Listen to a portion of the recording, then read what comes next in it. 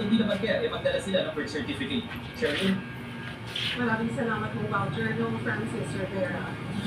Samantala, nagigipag-ugnayan na ang Department of Health sa World Health Organization matapos ipagdala ang Ebola outbreak sa Congo at Uganda.